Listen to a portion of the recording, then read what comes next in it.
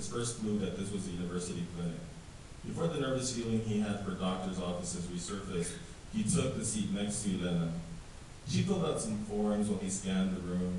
It was pretty bare, except for some posters and a TV set turned to the news. "Are you sick?"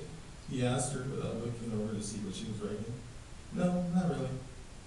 "Are you going to see a doctor?" "Probably just a nurse." "Oh, okay, he said. He felt a bit relieved that this wasn't a visit that might mean some kind of bad news. The thought of his new girlfriend having any type of illness was scarier than the blue-black achy lungs on the anti-smoking poster. "Smoking is a loaded gun," the poster said. Still, that approach was way more effective than the "say no to drugs" posters he remembered from the halls that he studied high. Of course, his classmates had written yes or no on every poster. Say yes to drugs.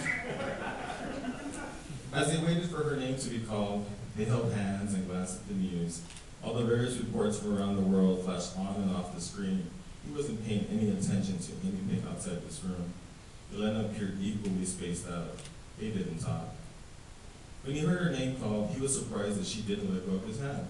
And he was even more surprised that he followed her behind the reception area down the wide hallway that also had posters of more serious medical conditions: diabetes, heart disease, skin cancer.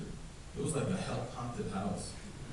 Every message he read seemed to be a warning against what might be waiting for him inside the door they entered.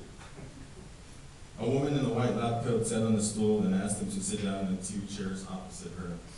He wanted to ask what he was doing here, but he felt that he should just stay quiet until spoken to. This strategy had been perfect and had been pretty successful during high school classes. "So what brings you into our clinic?" The nurse smiled, big front teeth. "Well, I wanted to come in and see what we could do, for when we have sex."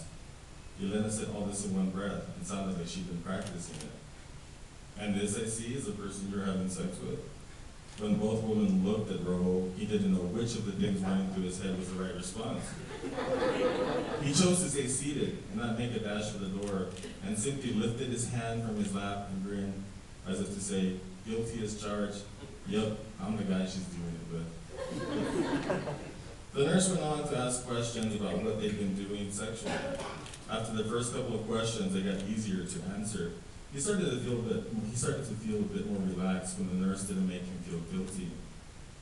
The session at the university clinic seemed to be winding down when the nurse reached behind her and grabbed the plastic bottle off the table.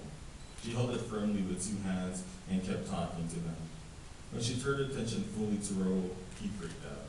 Like the time his mother walked into his room when he was looking through one of Dad's magazines. While his mom didn't say anything, he knew he'd seen it. He knew she had seen it when it disappeared from his hiding place in the closet. At least he'd still had on his shorts and his penis wasn't fully hard when his mother walked in on him. "Give me your hand," the nurse said as she reached out to him. "Excuse me?" "Your hand. Let me show you something." "Put your fingers like this," she said, and gathered her 3 middle fingers. When Raul did as she told him, she pulled his hand forward and slipped them inside the plastic model.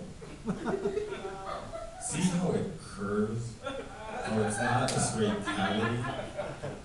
Raul nodded and let himself be led through this lesson in the female reproductive system.